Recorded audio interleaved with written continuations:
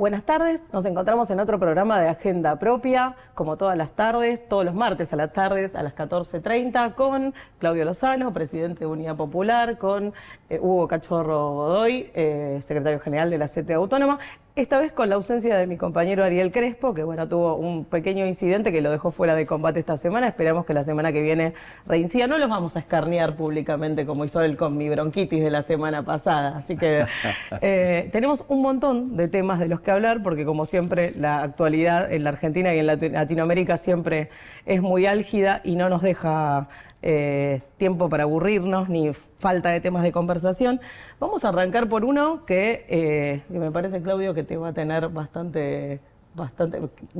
tener mucho para decir, que es la visita de nuestro ministro de Economía, Luis Toto Caputo, recientemente premiado como mejor ministro de Finanzas de Latinoamérica, por una revista de la que lo desconocía todo hasta que lo premió, reunido con las autoridades del Fondo Monetario Internacional en vísperas del vencimiento, ¿no?, de este acuerdo, ¿cómo se llama?, de facilidades extendidas. Facilidades extendidas. Sí.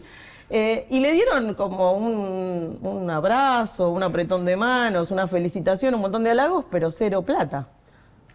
Sí, digamos que lo primero que hay que decir es que, como siempre, este tipo de políticas descansan para su continuidad en garantizar mayor endeudamiento. Consecuentemente, para resolver los problemas que tiene, necesita tomar más deuda. En ese sentido, el viaje a los Estados Unidos obviamente implicaba una discusión con el fondo, pero también una visita al Banco Mundial, al BID, a la Corporación Financiera Internacional. Y si bien el fondo no les dio absolutamente nada, porque mantiene una discusión sobre lo que tiene que hacer con el tipo de cambio y con la situación cambiaria, la política argentina, lo que efectivamente sí logró son algunos fondos de los otros organismos. 8.800 millones de dólares. Del BID y del Banco Mundial. Del BID, del Banco Mundial y de la Corporación Financiera Internacional. A mí me parece que lo más importante de esto es entender que hay dos grandes problemas que esta política no puede resolver y que lo tienen atrapado. Y te diría que eso casi determina que esta política tiene el boleto picado y tiene un margen de tiempo limitado. La primera es, que tiene que ver, ¿cuál es la estrategia para controlar la evolución de los precios? La primera es el derrumbe brutal de las condiciones de vida de la población vía caída de los ingresos y del empleo y consecuentemente caída de la actividad económica y recesión. La recesión es una clave para que los precios no suban. Ahora, ¿qué pasa con la recesión? La recesión hace que la recaudación del Estado se caiga y consecuentemente le afecte el objetivo supremo, que es el tema del déficit cero. A pesar de una reducción del gasto de casi el 27% en el último trimestre de este año, igual tiene déficit el Estado argentino. ¿Por qué? Porque se le sigue cayendo la recaudación. ¿Cómo podría resolver este tema? Si tuviéramos más actividad económica, pero si habría más actividad económica se afectarían los precios de vuelta. Con lo cual, o sea, más consumo, claro, otra vez. Entonces otra vez podrían remarcar, porque no hay políticas en ese sentido. Por lo tanto, ahí hay un primer problema que lo obliga permanentemente al gobierno a confrontar con la sociedad ajustando más el gasto porque no le alcanza la recaudación. Y el segundo problema es, el otro ancla de los precios, es que el dólar evolucione por debajo de los precios de la economía. ¿Qué pasa con eso? Los dólares vienen en cuentagotas, los exportadores exportan poco. Y conseguir más plata para una Argentina tan endeudada no resulta fácil. ¿Cómo se resolvería? Devaluando. Ahora, si devalúa, ¿qué pasa? Otra vez habría impacto sobre los precios. Entonces la única solución que estos señores encuentran es seguir ajustando a la sociedad por un lado e ir a tomar deuda por otro en un contexto donde le dan poco porque los niveles de deuda que la Argentina tiene son muy grandes. Nosotros ya dijimos alguna vez, para el próximo año hay vencimientos por 18.000 millones de dólares, consiguió 8.800 millones, le faltan otros 10.000. Es como una curita, claro, para una herida bastante grande. Le falta. Entonces ahora, estos problemas, más allá de que Por ejemplo, cuando logran los vetos y logra por lo tanto un espacio minoritario pero suficiente en el Congreso para garantizar que no tenga políticas que le demanden más gastos, esa gobernabilidad precaria hace que esto tenga más tiempo. Por eso es tan importante derrotarlo políticamente en el Parlamento, derrotarlo en las urnas, derrotarlo en las calles, porque eso es un elemento para frenar estas políticas. Bueno, pero el segundo tema es, necesito más guita de afuera y me tengo que endeudar más. Pero esto es soluciones de corto plazo. Todas las políticas que se basaron en sostener un dólar retrasado necesitaron de muchos dólares. Menem multiplicó por 7 las reservas. Digamos, Macri las duplicó. ¿Por qué? Porque había ingreso de capitales o ingreso de deuda. Acá no pasa eso. No tienen los dólares para sostener su política. Vos hablaste de una respuesta política a esto y pensaba, Hugo, como representante de los trabajadores, pensando que son la variable de ajuste, porque se necesita la recesión para que seguir con las recetas del Fondo Monetario. ¿Qué pasó históricamente con la clase trabajadora cada vez que Argentina siguió la receta del Fondo Monetario? Sin ninguna duda, el mecanismo es claro. Deuda eterna, ajuste perpetuo y especulación financiera que destruye la capacidad productiva del país. Y obviamente esa deuda eterna lo que significa es que lo que se genera en el país es para garantizar la riqueza de quienes están en el exterior. El ajuste perpetuo implica reducción de salarios y destrucción de la economía y de la capacidad del Estado para promover un desarrollo autónomo, y especulación financiera es que los capitales que entran hacen sus ganancias, altas ganancias en muy corto plazo, y rápidamente se fugan, destruyendo la economía nacional. Por eso hablamos de industricidio.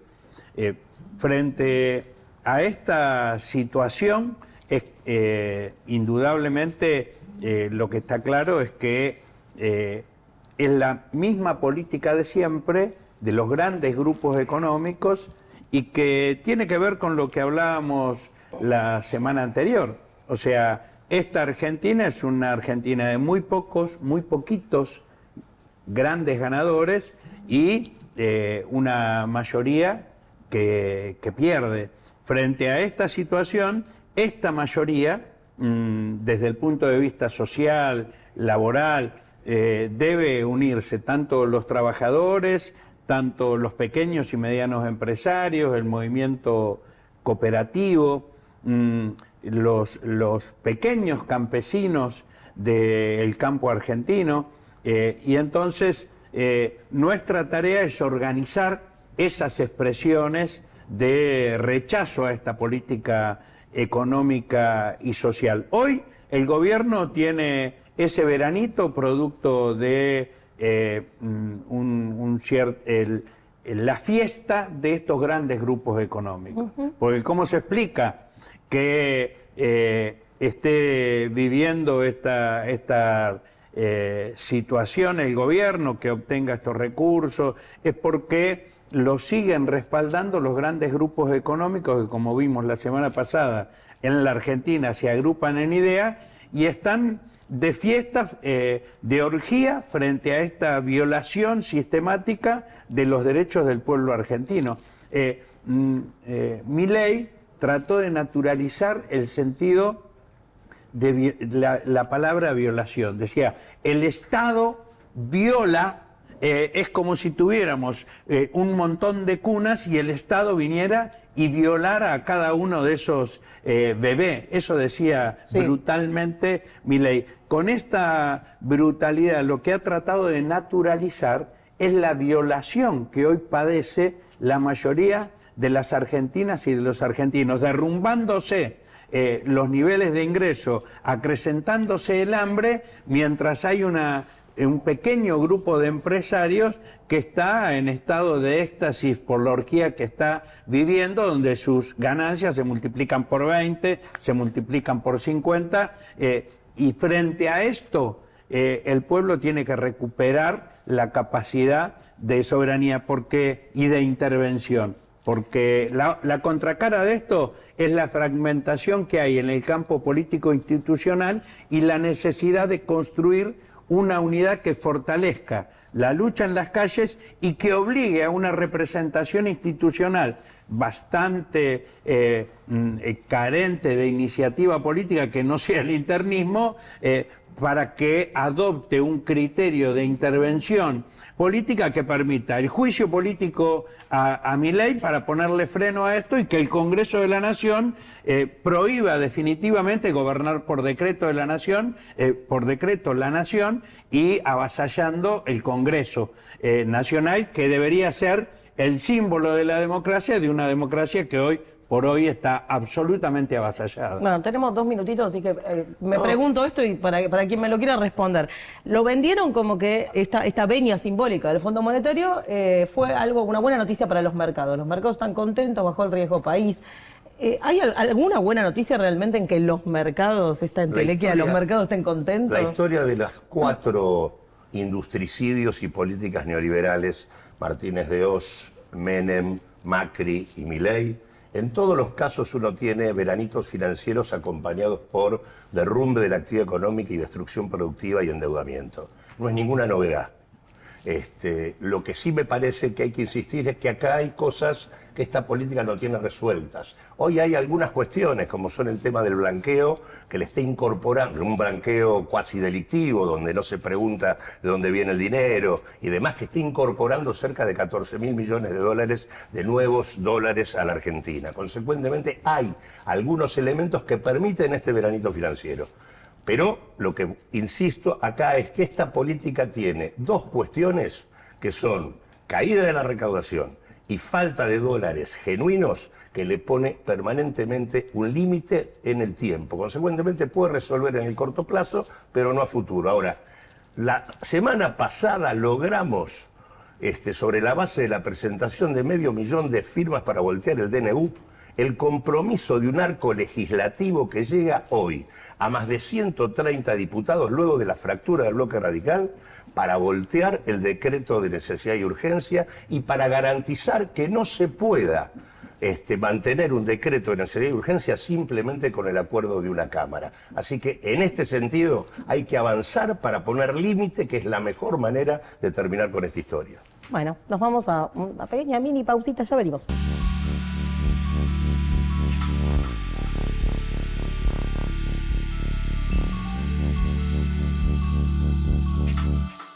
Canal Abierto es un medio digital donde pueden encontrar notas, entrevistas, análisis, todo con una mirada distinta de la clase trabajadora. Canal Abierto es periodismo de este lado. Bueno, y seguimos conversando porque este fin de semana hubo elecciones en algunos países de Latinoamérica y hubo conflictos, atentados en otros, y esto configura un nuevo mapa latinoamericano del que Argentina no está exenta, ¿no? En principio, bueno, lo que hubo es una elección en Uruguay, donde el Frente Amplio parece quedarse con una amplia mayoría, pero también es cierto que los 2 candidatos que siguen al del Frente Amplio, que termina casi con un 46% de los votos, sumados, pensando además que representan a un espectro parecido de derecha, podrían en un futuro balotaje ahora en noviembre disputarle en efecto la elección. ¿Cómo la ven? ¿Cómo nos ven parados a los latinoamericanos en el marco de lo que pasó? Porque también hubo elecciones en Brasil y hubo un atentado en Bolivia. Y hubo un atentado, un magnicidio que intentó llevarse la vida de Evo Morales, un crimen un intento de crimen muy grave. Fue herido su chofer, con 2 balazos en el cuerpo, uno que le rozó la cabeza y otro en el brazo, y Evo con su secretaria y su equipo de prensa salieron ilesos. Pero verdaderamente repudiable este hecho. Hay denuncias y sospechas de que el helicóptero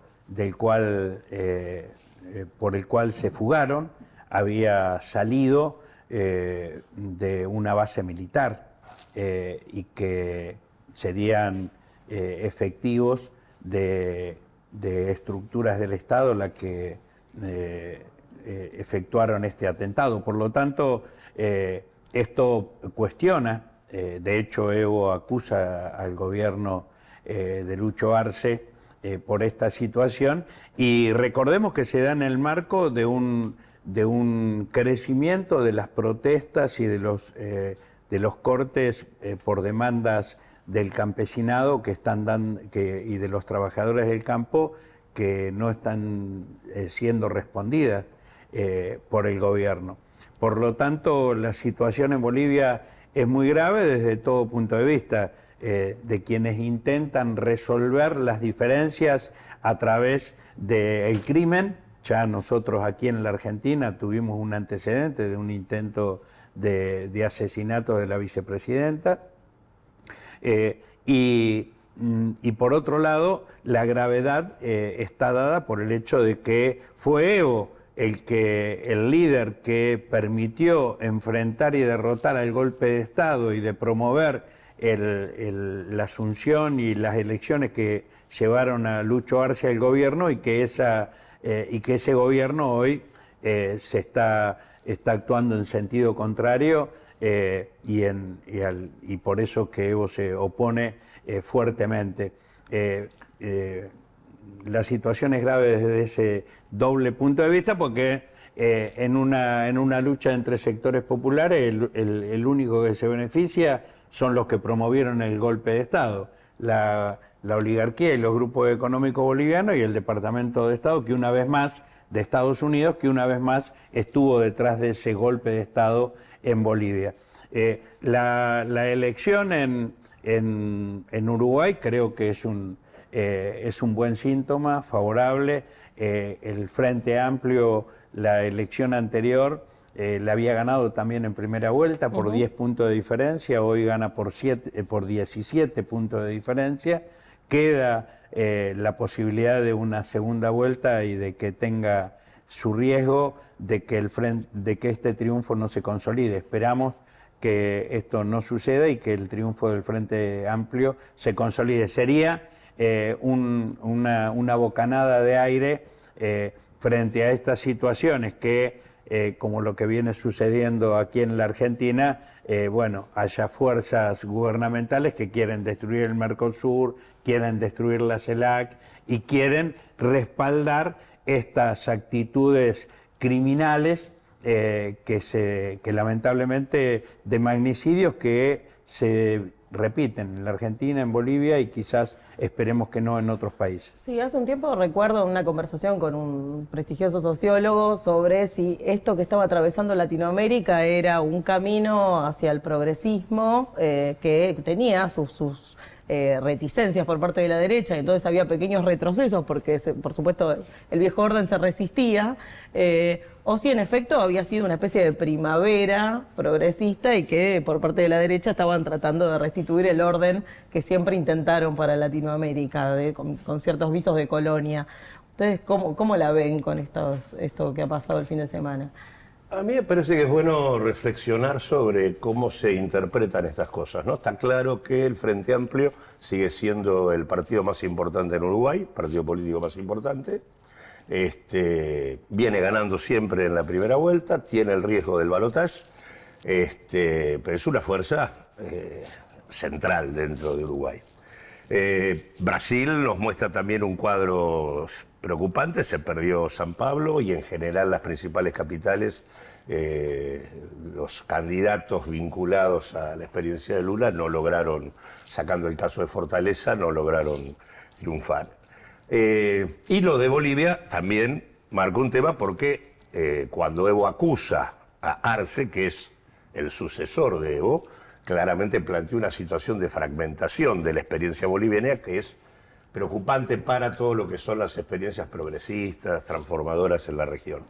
Pero yo he leído varios análisis que frente al hecho de que de repente en Uruguay la primera vuelta es como una interna abierta de la derecha, en donde luego todos acumulan en el candidato más votado, en este caso O sea que este triunfo claro, abrumador del Frente Amplio no sería tal... digamos que está puesto en discusión. Sí. Pero entonces ahí viene el tema, y entonces lo que se le recomienda a Orsi es que tiene que correrse al centro, porque en realidad se asocia a que efectivamente el electorado que votó, hay un electorado de derecha y un electorado de izquierda. Y la verdad que yo creo que ese tipo de categorías están absolutamente perimidas. No me parece que exista un electorado de derecha, un electorado de izquierda. Sí creo que hay un problema con las experiencias progresistas, que la vivimos nosotros con fuerza en el caso del Frente de Todos, que es la imposibilidad o la dificultad o la renuncia, depende de cómo lo quieran pensar, a disputar en serio mejorar las condiciones de vida de la población.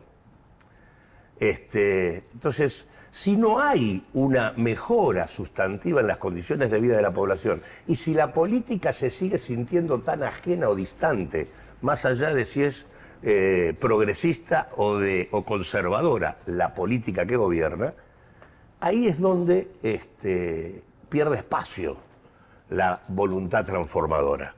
Entonces me parece que más que discutir cómo uno se corre al centro, lo que hay que discutir es cómo aparece un compromiso claro de vincular la política con la participación y la decisión de la gente y con la mejora en las condiciones de vida de la gente. ¿Cómo no desilusiona? Claro, entonces digo, claro. Me parece que ese es el punto que tiene que discutir, porque lo que está pasando con los progresismos latinoamericanos es que no pueden modificar sustancialmente las condiciones de vida de sus pueblos.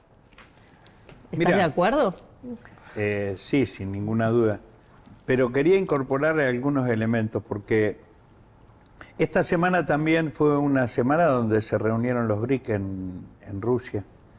Y si bien hubo ahí mucho ruido alrededor del veto de Brasil a la incorporación de Venezuela, también es cierto que en los BRIC se incorporó Bolivia, se incorporó Cuba, y se consolida como un espacio donde las posibilidades de organizar la economía del mundo de una manera distinta, donde no sea un mundo que gire alrededor de la hegemonía del dólar y de Estados Unidos, donde los países emergentes tengan la posibilidad de no ser condicionados por el Fondo Monetario Internacional, por el Banco Mundial, que son las estructuras que han posibilitado esta financiarización de la economía mundial,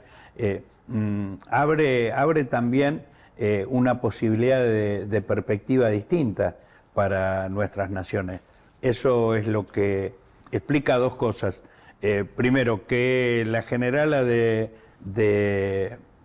Estados Unidos, Richardson, de la Cuarta Flota, siga visitando nuestros países para promover las desavenencias y el control. Ahora, por otro lado, que también sea la que critique al gobierno de México, a esta experiencia nueva y extraordinaria que se está consolidando allí en México, porque en México se fortalecen los acuerdos del gobierno con las inversiones chinas en ese país, que posibilitan también reducir los niveles de dependencia de México de la economía estadounidense y canadiense. Así que yo creo que al mismo tiempo todos estos debates que se dan al interior de los distintos sectores de las sociedades latinoamericanas tiene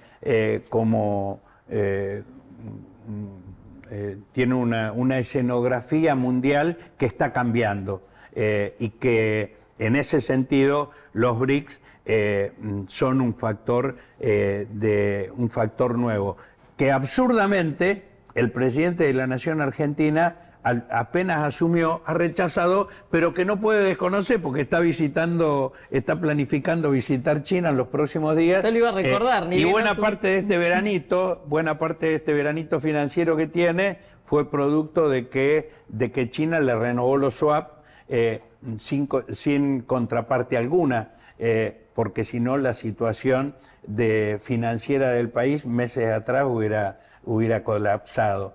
Entonces, hay una realidad internacional nueva y hay una necesidad de que las representaciones políticas que promuevan un camino emancipador profundicen su capacidad de cambio y no queden tan subordinadas a esta lógica de la que hablaba Claudio recién, de que hay que derechizar el discurso para poder tener una mayor capacidad electoral. Hay que profundizar la capacidad de respuesta a las necesidades populares y hay que animarse a ser parte de estas transformaciones que se están sucediendo en el mundo, de los cuales los países dependientes como el nuestro no pueden ser ajenos.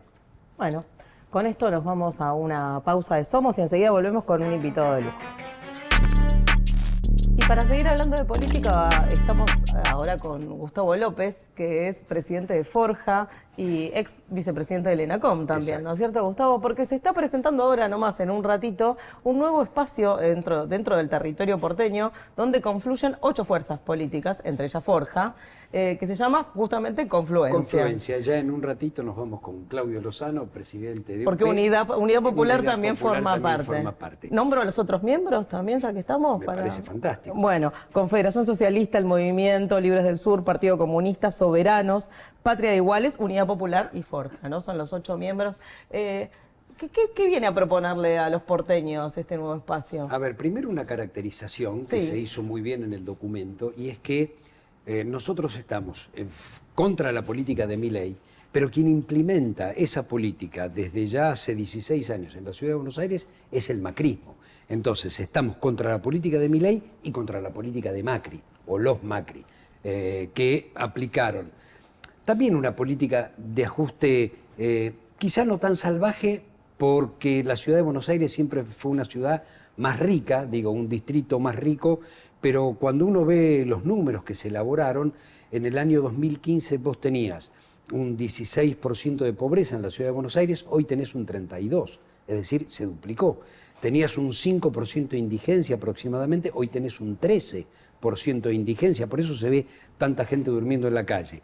Ahora, en esos años se construyeron 10 millones de metros cuadrados, que equivalen a 5 puertos maderos, y vos tenés 1 de cada 5 porteños tiene problemas de vivienda, cuesta acceder a la vivienda. Entonces, hay un desfasaje entre cómo vive un sector de la población y cómo vive otro, y esto se fue profundizando a lo largo de estos 16 años y se profundizó mucho más del 2015 en adelante. Entonces, frente a esa caracterización, nosotros queremos cambiar el método de construir política en la Ciudad de Buenos Aires y creemos que hay que enfrentar en un gran frente que confluyan las fuerzas políticas nacionales, populares, progresistas, y lo que estamos haciendo es, en el día de hoy, llamando a la conformación de un gran frente, ese gran frente para oponerse a esas políticas neoliberales de ajuste brutales, pero además de abajo hacia arriba.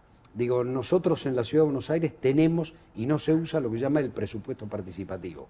A mí me tocó ser secretario de Cultura en el segundo gobierno de Ibarra, y el presupuesto participativo implicaba que el 5% de todo el presupuesto se discute con los vecinos, y son los vecinos los que deciden en qué invertir ese 5% del presupuesto. ¿Y eso no está pasando? ¿No están decidiendo? ¿Sabes por qué lo cambiaron? Por un mensaje que llega por mail y te dice: de estas 5 cosas elegí la que más te gusta. Entonces, primero te limitan el campo de acción, las preguntas te la hacen ellos y no vos, y segundo, uno no sabe qué pasa con eso, porque en la práctica no hay más presupuesto participativo. Entonces lo que decimos es: construyamos desde abajo, preguntándole a los vecinos, y obviamente le vamos a ir a hacer también propuestas a los vecinos. Así que lo que queremos es cambiar la forma de hacer política, construir un gran frente y enfrentar esas políticas que están del otro lado. Hay, ¿no?, un reacomodamiento de las fuerzas de oposición, está pasando en todas partes, está pasando incluso de partidos centenarios como la UCR, dentro del PJ, donde hay una disputa al respecto de quién lo va a conducir. ¿Esto tiene que ver con la irrupción de la libertad de Avanza dentro del escenario político que puso a las otras fuerzas políticas a repensarse? Yo creo que sí. No sé si van a coincidir Claudio y Cachorro, pero mi opinión Ahora es les que, preguntamos. así como cuando recuperamos la democracia, el bipartidismo duró 20 años y el 2001 se comió el sistema bipartidista, a partir de la crisis del 2001 y la conformación de un gran frente con la centralidad en Néstor Kirchner, que reconfiguró el mapa político, yo creo que duró hasta el 2023. Y que ahora está en efervescencia y en ejecución un nuevo reacomodamiento. Esto no implica que desaparezcan los partidos, que desaparezcan los personajes. Hay un nuevo reacomodamiento. Milei llevó hacia la ultraderecha a la derecha argentina. Si uno ve que el PRO se partió, que Macri está buscando de qué manera se alía con Milei para ir juntos a una elección, y que hay un sector del radicalismo cada vez más grande que usa la peluca de Milei, y también ha habido un reacomodamiento, yo creo que de este lado también debe haberlo. Fíjate vos, esta mañana estaba dando clase en la facultad y pensaba, justo estaba dando balotaje, y decía, Massa salió primero, sacó el 37 y pico, Milei con apenas el 30, después lo pasó por encima en la segunda vuelta. Más allá de que la gente por bronca votó a Milei y todo lo que nosotros pensamos de Milei, también le dijo basta a otra cosa.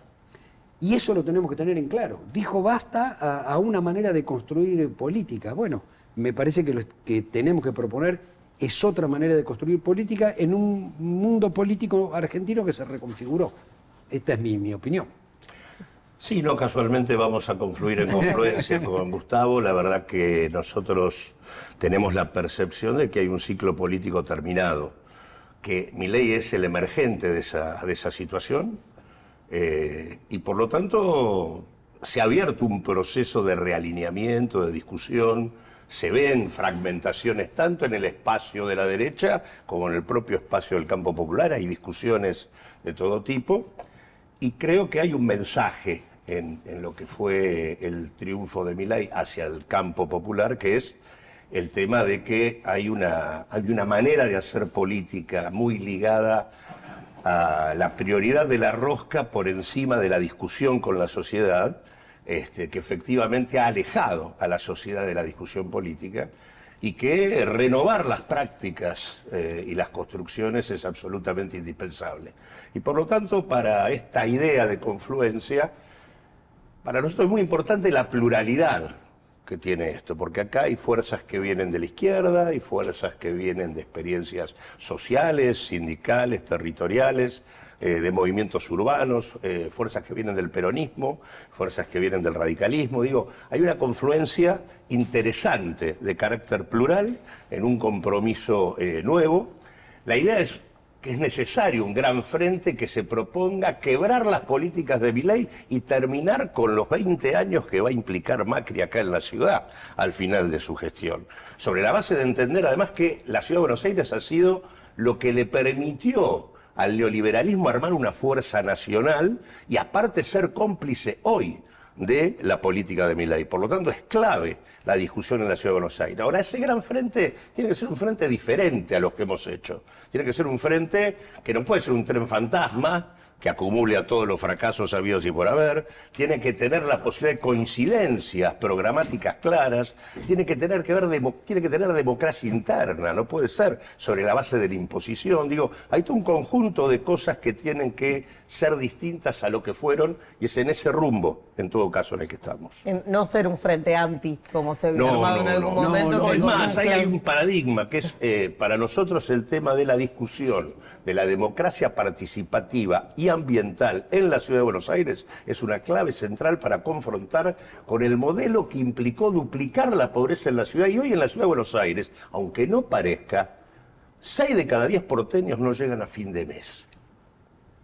Esa es la realidad. Sí, es mucho. Tenés Sí, perdón. No, por favor, no te iba a decir, vos formás parte también de Unidad Popular y pensaba así, esto que mencionabas en el bloque pasado, de que no había, lejos de correrse al centro, había que tratar de profundizar en las posiciones para transformar realmente la vida de las personas. Era el camino que había que transitar ahora que, en efecto, la población se inclinó por una opción electoral que podemos tipificar de derecha, incluso se autopercibe de derecha, pero sobre todo la gente la votó pensando que era distinta a las dos que venían fracasando anteriormente. Sí, en primer lugar, felicitaciones a las porteñas y a los porteños por constituir esta confluencia. Yo soy de la provincia de Buenos Aires y me parece muy alentador como mensaje, inclusive al resto del país. No por lo que creen en general los porteños y porteñas de que son el ombligo del país, sino porque es una necesidad de pensar la perspectiva de construcción de unidad desde un lugar diferente. Porque además lo integran esta confluencia organizaciones, algunas de las cuales formaron parte en su momento del Frente de Todas y otras que estuvieron por afuera del Frente de Todas o de lo que fue Unión por la Patria. Y hay entonces una perspectiva de construcción política que quiere trascender los límites de cristalización en la que hoy se quiere cristalizar la política argentina. Y así que, bueno, mis felicitaciones para ustedes y alentar a que este debate pueda extenderse y estas experiencias puedan extenderse a todo el país, porque lo decía antes, hay que tratar de salirse de esos internismos que son tan destructivos y que limitan la participación democrática de los propios afiliados de las organizaciones populares. Me parece que hay que animarse a una búsqueda diferente y hay que evitar las fragmentaciones y hay que alentar a construir nuevas unidades, nuevas confluencias. Y esto no lo digo en términos de que se sumen todos a confluencia, ojalá lo hagan u ojalá esta experiencia pueda multiplicarse, pero me parece que es muy importante. No quiero dejar de hacer mención, porque en la responsabilidad que tuvo en Enacón López, porque el jueves pasado pudimos protagonizar un hecho muy importante, que fue un encuentro, un Congreso Nacional de Cultura y Comunicación, que fue el producto de una serie de encuentros de diversas organizaciones del campo popular, de trabajadores, de artistas, y que se terminó realizando un encuentro nacional en el Teatro Argentino de la Ciudad de La Plata, y estuvimos acompañados ahí por el gobernador Axel Kicillof, que fue, bueno, un hecho muy claro en términos de defender Enacom frente a su vaciamiento, defender el Inca frente a su vaciamiento, defender ARSAT frente a su privatización y destrucción, porque la cultura y la comunicación no solamente tiene que ver con los contenidos, sino también con los instrumentos organizacionales que nos damos como sociedad para poder canalizar ese pensamiento. Y ahí hay el rol de la tecnología y de los instrumentos comunicacionales en manos del Estado son fundamentales.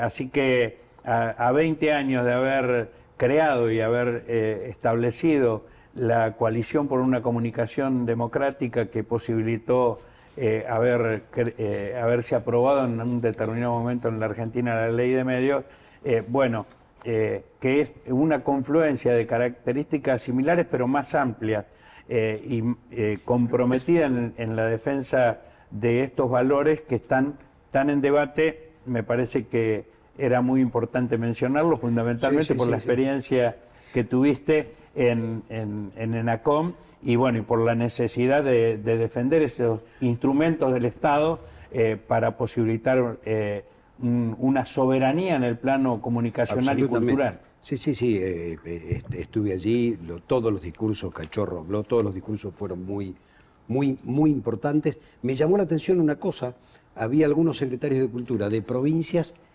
que no se oponen a Milei, pero sin embargo, porque estaba el de Misiones, por ejemplo. Claro. Y uno dice, ¿y por qué está acá? Bueno, porque tiene la conciencia de que esto es central, que esto es importante, que no se puede destruir.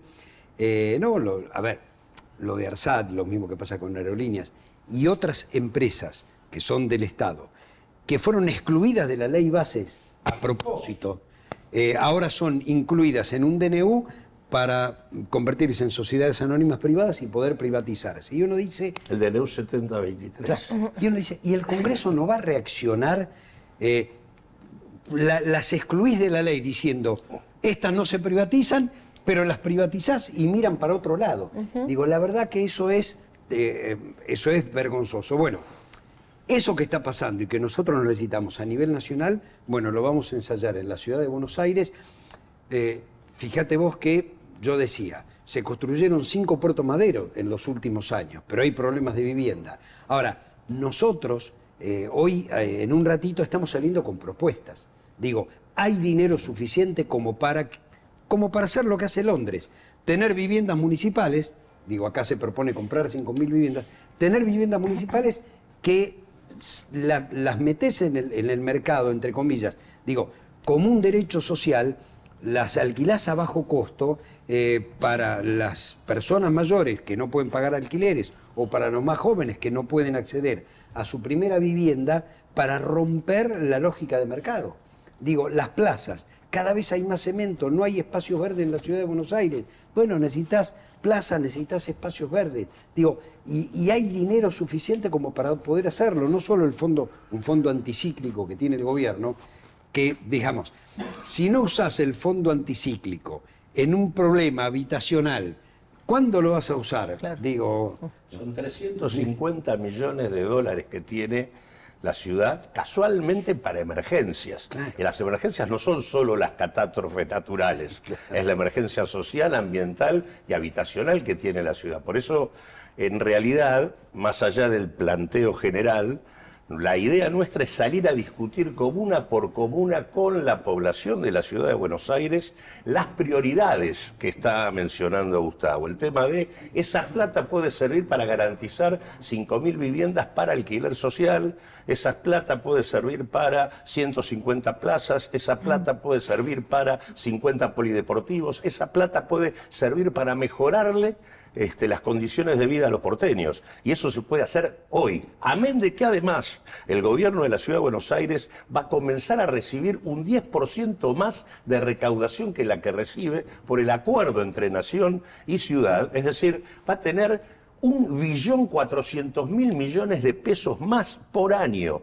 Con lo cual, los porteños tienen que comenzar a discutir a dónde van los mangos en la ciudad. Y la verdad que el planteo además de esto, discutir un planteo nacional, es porque desde la Ciudad de Buenos Aires queremos ir al encuentro de políticas de confluencia similares en el resto del país, porque lo que necesitamos es que Milei se acabe en el 2025. Qué brutalidad esto, ¿no? Vos sabés que estos números que estás indicando, estuve en el Impenetrable el fin de semana. El sábado hicimos una asamblea con 200 campesinos pobres de Chaco, de Chaco, Formosa y Salta. Ajá. Y también había de Santiago del Estero, 200 en pleno Impenetrable, ahí en Fortín Belgrano.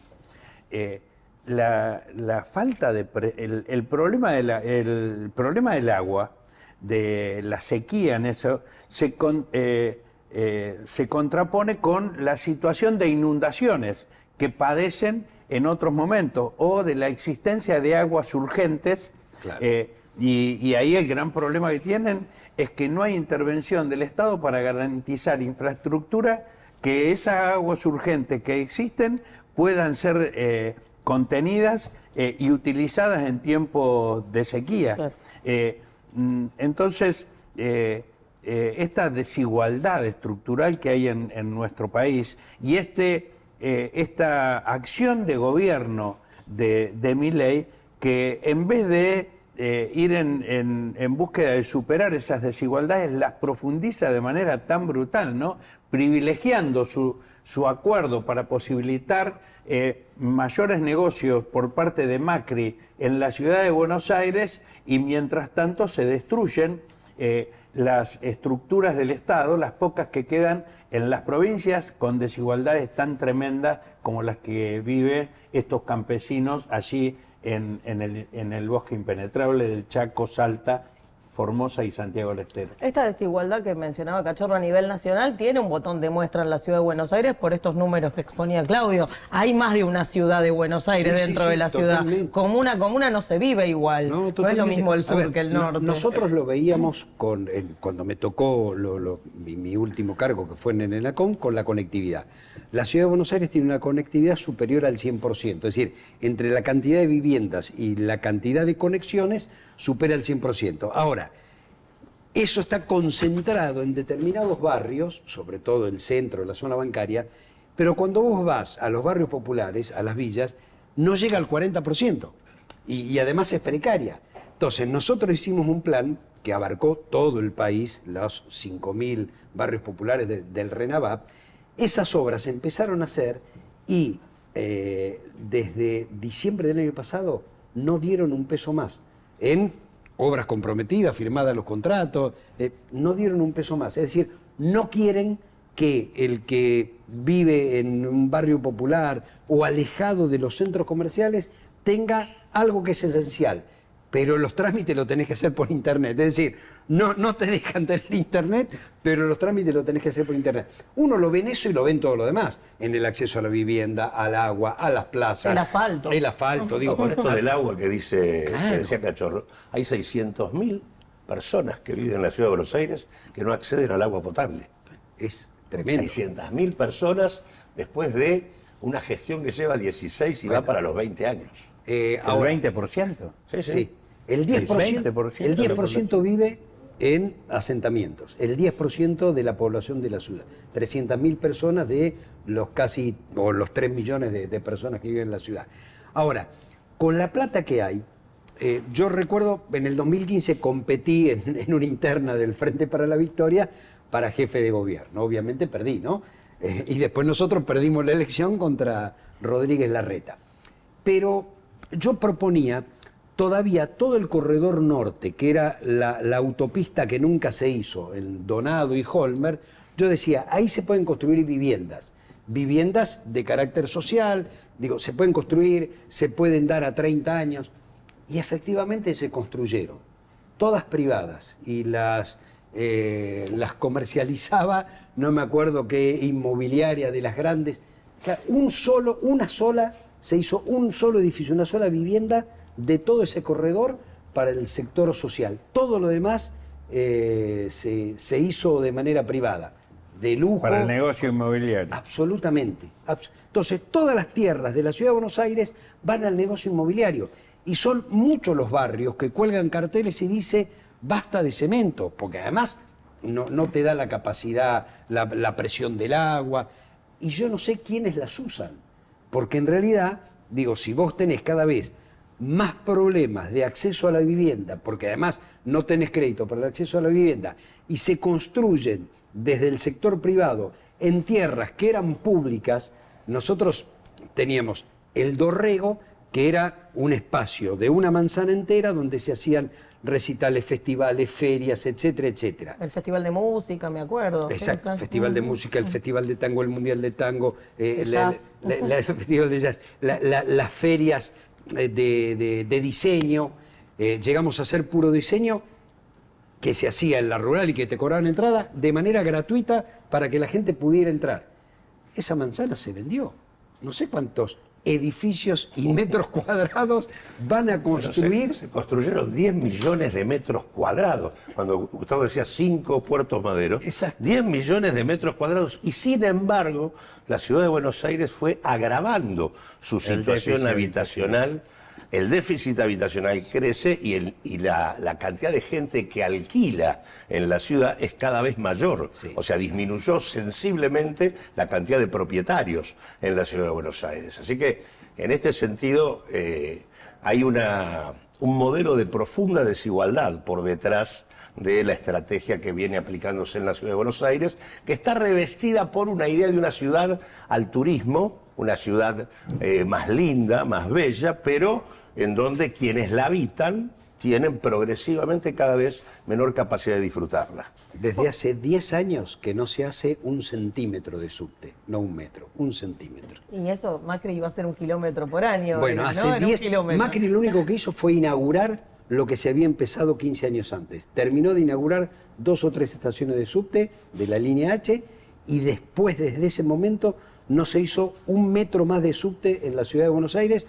La ciudad, que como decía Claudio, desde hace 70 años tiene la misma cantidad de habitantes, debe haber aumentado en un 50% la cantidad de metros cuadrados en los últimos 70 años y cada vez es más gente la que alquila y menos propietarios. Y con la misma infraestructura de hace 100 años. Claro. Porque, o sea, se construye para arriba, pero para abajo... No, claro. No. No, nos queda muy poco tiempo, Sí. me están haciendo señas, así que esta es la última. Vos hablabas de esta transversalidad, hablaba Claudio también, que tiene confluencia, estas nuevas formas de hacer política que la gente está demandando.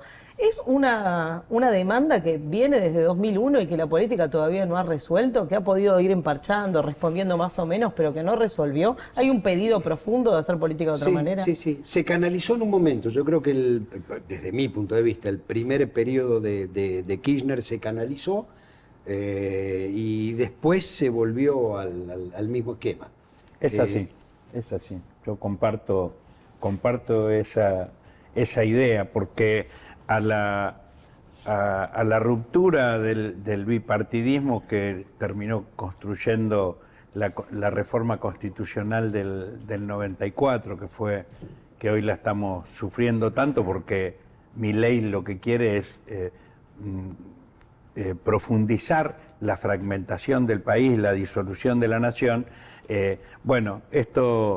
Las coaliciones que se constituyeron fueron coaliciones electorales, pero que no redundaron en un proyecto profundo de transformaciones. Y entonces hay muchas de las demandas que en principio canalizó el kirchnerismo luego de la rebelión del 2001 y de esa profunda crisis, muchas de esas demandas hoy siguen pendientes y creo que alumbran o están en el centro del debate en este nuevo momento donde hay que reformular acuerdos y alianzas políticas en el campo popular y profundizar en el plano de lo programático, garantizar llevarlas adelante. Necesitamos que la política vuelva a ser un acto de construcción colectiva. La gente ha dejado de sentirse parte de un proyecto de sociedad. Y en tanto eso no se reconstituya, se hace difícil ponerle cierto nivel de disciplina a los que permanentemente, de manera minoritaria, esquilman al conjunto.